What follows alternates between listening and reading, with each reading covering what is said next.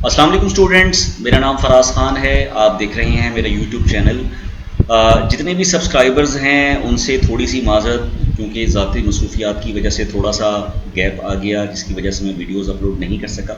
लेकिन इंशाल्लाह कोशिश मेरी यही होगी कि जो भी मेरे पास थोड़ी बहुत मालूमात है, जो भी थोड़ी बहुत नॉलेज है, एटलीस्ट वीक में from now onward 2 videos at least जो है वो अपलोड कर दूँ, ताकि आप लोग उससे मुस्तफ़ीद हो सकें। सो आज की वीडियो में हमने ये डिस्कस करना है कि क्लियर गोल क्या होता है। इसी गोल सीरीज़ की मैं एक पहले भी वीडियो अपलोड कर चुका हूँ, smart goal.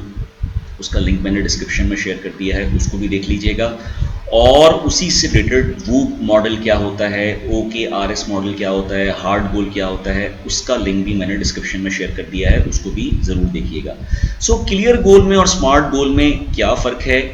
Clear is an acronym that stands for collaborative, limited, emotional, appreciable, refinable.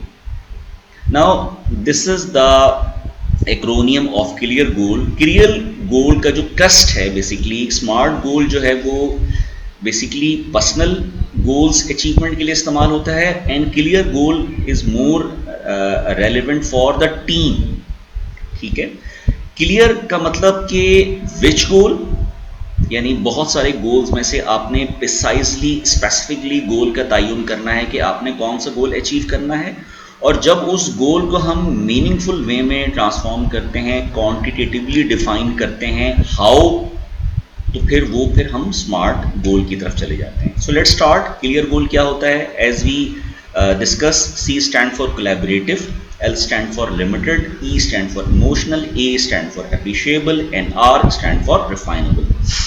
Now, अब इसको थोड़ा सा डिटेल में डिस्कस करते हैं कि कोलैबोरेटिव का मतलब क्या होता है। Collaborative work with others means working with team towards share objective. ऐसे सेट की क्लियर गोल जो है वो पर्सनल गोल में भी शुमार हो सकता है, लेकिन ज़्यादा क्लियर गोल इस्तेमाल होता है when you want your subordinates to work on the specific task, when you let your team members to focus on the specific task rather than the different task। यानी कि जब वो डिटोरिएशन का शिकार हों, जब वो डिस्ट्रैक्शन का शिकार हों, तो आपने उनको एक डायरेक्शन देनी है, अपनी टीम को, अपने सबऑर्डिनेट्स को, तो फिर आप क्लियर गोल के जरिए उनको डायरेक्शन देते हो। That's what we call a clear goal. Collaboration, work with other means working with team towards share objective. आपने एक ऑब्जेक्टिव का तयन कर दिया कि जनाब ये आपका स्पेसिफिकली प्रिसाइजली क्लियर गोल है। Second, limited, focus on narrow targeted set of goals.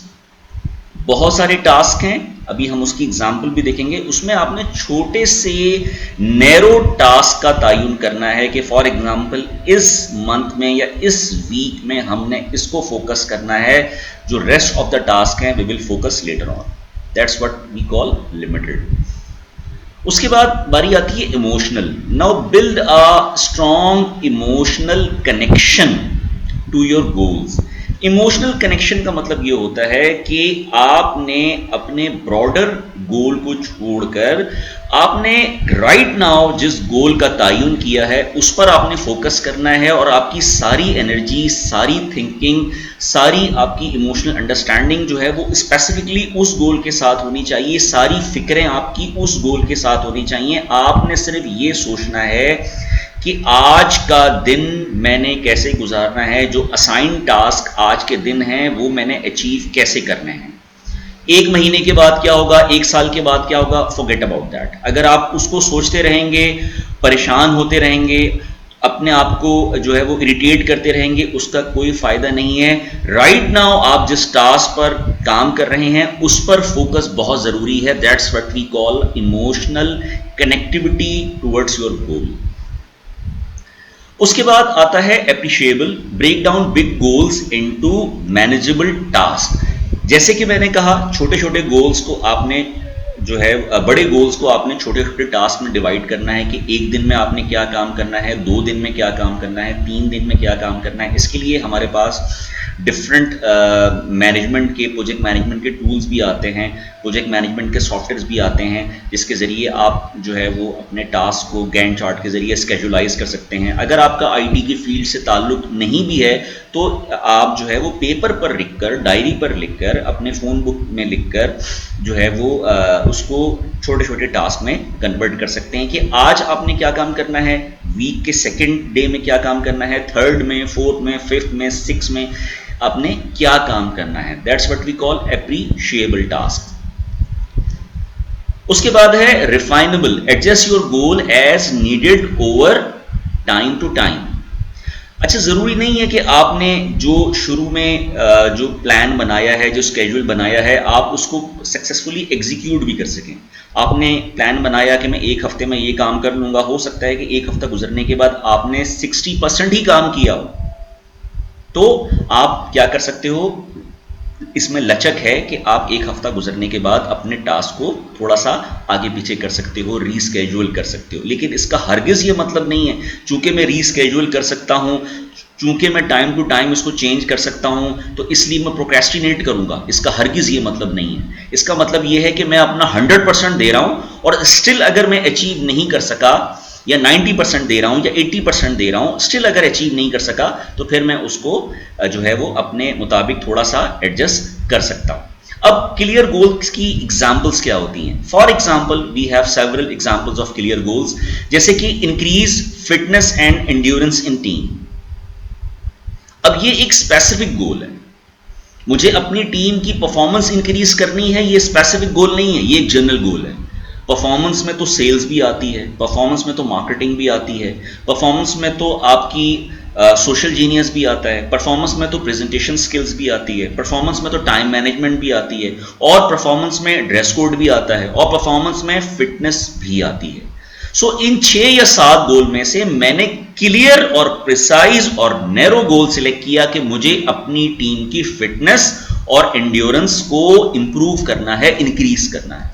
Second clear goal की एग्जांपल क्या हो सकती है? सेकंड एग्जांपल ये हो सकती है, I want to increase social media subscriber of my personal profile और माय सॉफ्टवेयर हाउस और माय चैनल और माय स्कूल और माय कॉलेज और my company etcetera etcetera. Specific clear goal. Third example क्या हो सकती है? Increase website blog following, specific goal. चौथी एग्जांपल क्या हो सकती है? Increase overall performance of team. अब ये ओवरऑल परफॉर्मेंस जो है ये क्लियर गोल किसी हद तक है, लेकिन अगर मैं क्लियर गोल में इसको ट्रांसफॉर्म करूंगा तो मुझे अगेन नैरो करना पड़ेगा। यानी ओवरऑल परफॉर्मेंस में फिटनेस को इंप्रूव करना है, टाइम मैनेजमेंट को इंप्रूव करना है, ड्रेस कोड को इंप्रूव करना है, प्रेजेंटेशन स्किल्स को इंप्रूव करना है, टेक्निकल साइड को इंप्रूव करना है, सोशल नेटवर्किंग को इंप्रूव करना है। किसको इंप्रूव करना है? Getting my point? Increase GPA of students. अब जीपीए ऑफ स्टूडेंट क्या है? अगर ओवरऑल जीपीए है इसको भी क्लियर गोल कह सकते हैं, लेकिन अगर मैं इसको और क्लियर करूं और प्रिसाइज करूं तो increase GPA of semester third, और प्रिसाइज करूं increase GPA of the subjects of computing, या increase GPA for the subject of mathematics, increase GPA for the subject of English. ये मेरा क्लियर गोल है। इंक्रीज सेल्स ऑफ टीम, ये भी clear goal है। Increase customer satisfaction, ये भी clear goal है। Increase loyalty of office workers. Office में जो वर्कर्स हैं, जो सबऑर्डिनेट्स हैं, वो हमेशा डिस्करेज रहते हैं, डीमोटिवेटेड रहते हैं, they complains all the time, job satisfaction नहीं है। उनकी लॉयल्टी को कैसे मुझे इंक्रीज करना है?